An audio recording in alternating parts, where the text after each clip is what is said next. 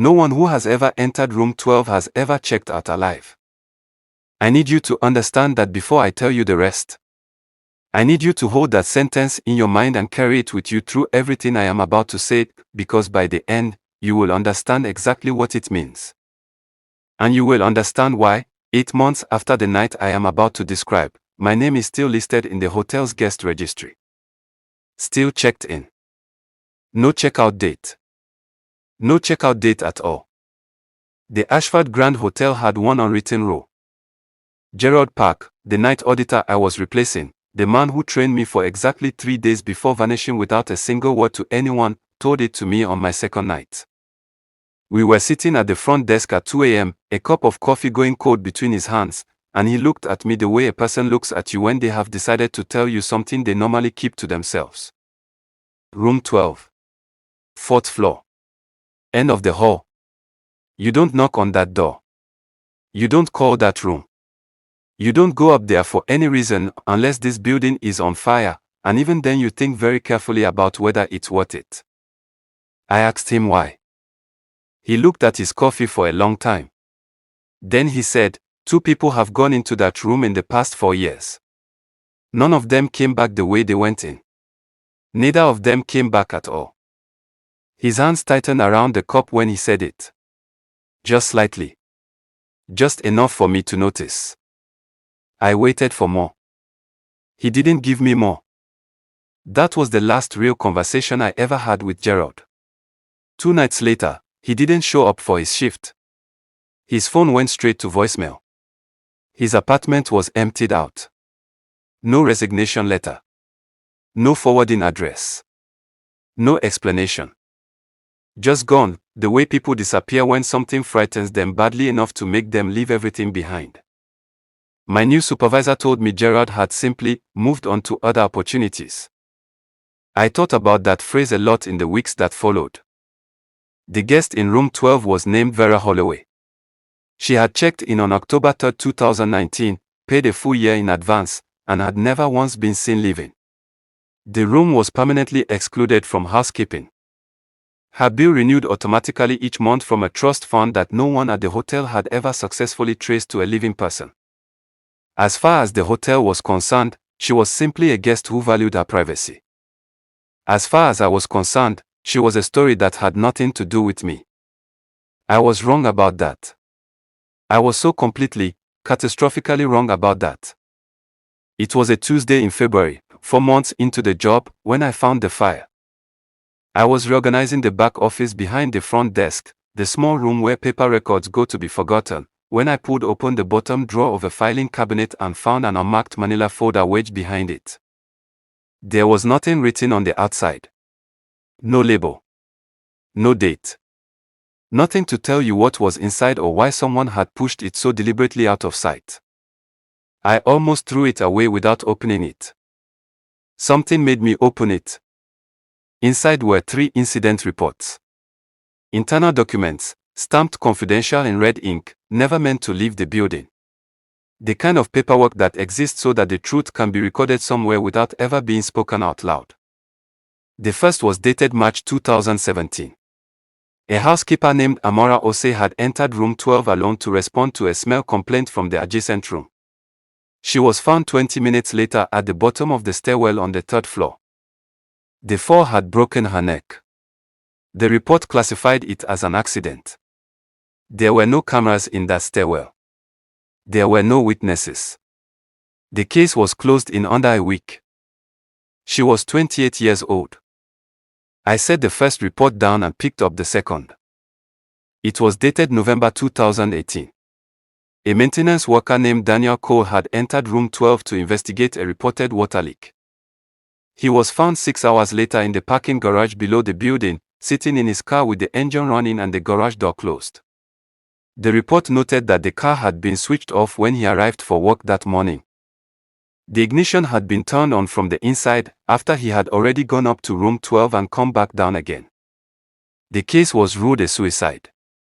He left behind a wife and 2 daughters. I held that second report for a long time. 2 people. 2 deaths. Both road accidents. Both cases closed quickly and quietly. both buried in an unmarked folder in a back office that nobody used anymore. Then I picked up the third report. It was different from the others. It wasn't typed. It was handwritten, rushed, the letters pressing too hard into the paper, uneven and urgent, leaning forward as though the person writing it was running out of time and could feel it. The pen had torn through the paper in two places where it had been pushed too hard. It was dated October 4, 2019. The day after Vera Holloway checked in. And then I saw who had written it. Gerald. This was written by the man who had sat across from me 4 days earlier with a cold cup of coffee between his hands. The man who had looked me in the eye and told me never to go in. The man who had warned me, who had been so clearly, visibly afraid when he said it, and then gone in himself 2 nights later. I had to put the paper down. I had to breathe. Then I picked it up again and read it. It said only this. I went in to check on the new guest. I should not have gone in. What is in that room is not a woman. It has never been a woman. It knew my name before I said it. It knew my mother's name. It knew the name of my daughter who died before she was born, the name my wife and I gave her, the name we never told another living person. Do not send anyone else in there. Whatever you hear coming from that room, whatever you see on that camera, do not go. The note ended there. Mid-sentence. Mid-word. Like his hand had simply stopped. Like something had made it stop. I sat in that back office for a very long time, holding those 3 pieces of paper, the hum of the building, the only sound in the world. Amara. Daniel. Gerald, who had sat right where I was sitting, in this same building, at this same hour, and had put those words on paper and then vanished from the face of the earth. Then, from directly above my head, from the 4th floor, came 3 slow knocks. Traveling down through the ceiling like a message tapped through a wall. Deliberate. Patient. Like something that had been waiting a long time and had finally decided to stop waiting. And then a voice. Thin and distant but perfectly clear. Every word precise and unhurried. The voice of something that had never once needed to raise itself to be heard. I know you're reading about me. I called my supervisor. No answer. I called Gerald's old number. Disconnected. I sat at that desk for several minutes, telling myself to stand up and walk out of the building. My body would not move. Not from fear, or not only from fear. From something else. The same pull that had made me open the folder in the first place. The part of me that has always needed to understand the thing it is afraid of before it can truly run from it. And so I went up.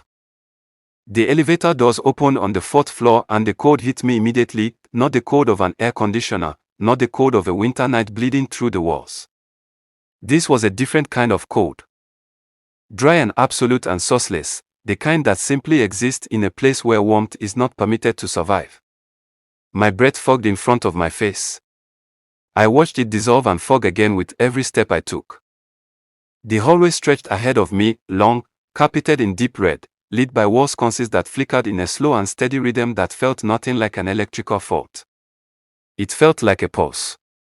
It felt like something breathing. Halfway down the hallway the smell reached me. Old roses. Heavy and sweet and deeply wrong, the sweetness of flowers left in a vase of black water for too many weeks. And beneath it, underneath it, a deeper smell. Cold stone. Wet earth. The smell of something sealed away for a very long time that had just been opened. Room 12 was at the end of the hall. The door was open. All the way. Like an invitation that had been prepared specifically for me and left open just long enough for me to arrive. I stepped inside. The room was dark except for a thin yellow strip of light beneath the bathroom door. The bed was perfectly made, not just neat, but rigid, untouched, preserved, the kind of perfectly made that suggested no one had ever pulled those sheets back and no one ever would. The curtains were sealed shut. The television was off. The room had the absolute stillness of a place where time had stopped moving some years ago and never started again. On the desk sat a single newspaper. Dated October 3, 2019, the day she checked in. And beneath it, a leather-bound ledger, lying open, filled with names written in thin and careful ink. Each entry perfectly spaced. Each one written in the same deliberate hand. The handwriting of something infinitely patient. I saw Amara Ose's name. Beside it, March 2017. I saw Daniel Cole's name. Beside it, November 2018. I saw Gerard Park's name. Beside it, a date, 2 nights after he trained me. 2 nights after he sat across from me with his hands tight around a cold cup of coffee and told me never to go in. And at the very bottom of the page, in the same ink, in the same careful hand, written long before I had ever set foot in this building. My name. With tonight's date beside it. No checkout date. From the armchair in the corner, something stood up. I want to be precise about what I saw because I have spent 8 months trying to find the right words and these are the closest I have. It was not frightening the way a monster is frightening. It was frightening the way something is frightening when it is almost right, almost human, almost correct, but assembled by something that had only ever observed a human being from a great distance and done its best to copy the shape. Too tall. Too thin. The limbs holding an extra joint somewhere that joints should not be. The neck bending toward me at an angle that made my vision swim, the slow and deliberate turn of a head that had no need to hurry, that had never needed to hurry, that had all the time in the world and knew it. It raised one hand. And it said my name. Not just my first name. My full name, first, middle, last, followed by other words. Words in a language I have never heard before or since, spoken in a voice that was not one voice but many, layered on top of each other like recordings made at different times played back all at once. I heard Gerard's voice among them. I heard what I believe was Amara's. I heard other voices I did not recognize and have chosen not to think too carefully about. Then it said one more thing, in plain and perfect English, very quietly, the way you tell someone something they already know in their bones. You've been expected. The door slammed shut behind me. The bathroom light went out. And in the total and complete darkness of that room, with the smell of dead roses filling my lungs, I heard it take one slow step toward me. Then another. And then I heard something else. Something I will not describe. Something I do not have words for, and believe me, I have tried.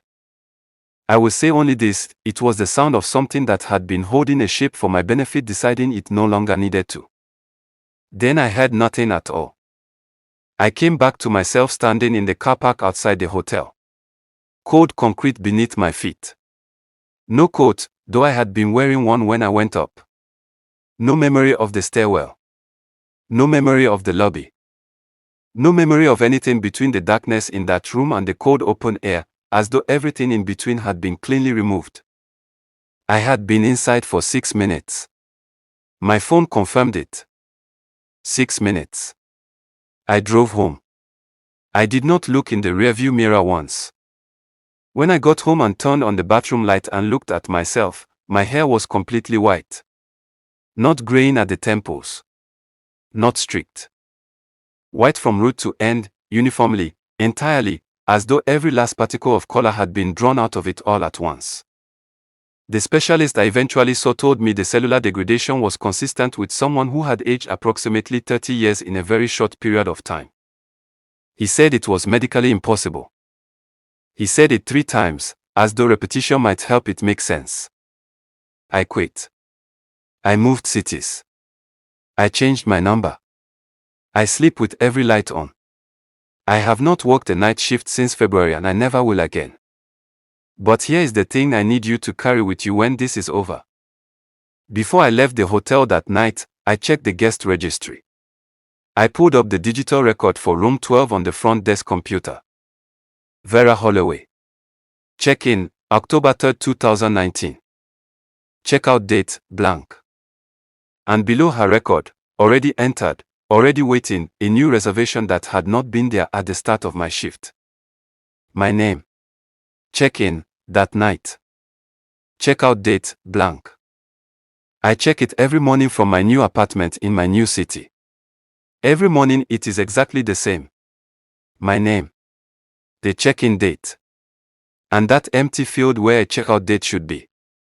Now you understand what I told you at the beginning. No one who has ever entered room 12 has ever checked out alive. Not Amara. Not Daniel. Not Gerald. And not me. I got out of that building. My body is here. I am breathing and walking and living what looks, from the outside, like a completely normal life. But I never checked out. And some nights, when the apartment is quiet and every light is burning and I am as safe as I know how to make myself, I hear something. 3 slow knocks. From the ceiling directly above my bed. And then a voice. Patient. Unhurried. Certain. Saying the same thing every single time. You're still checked in.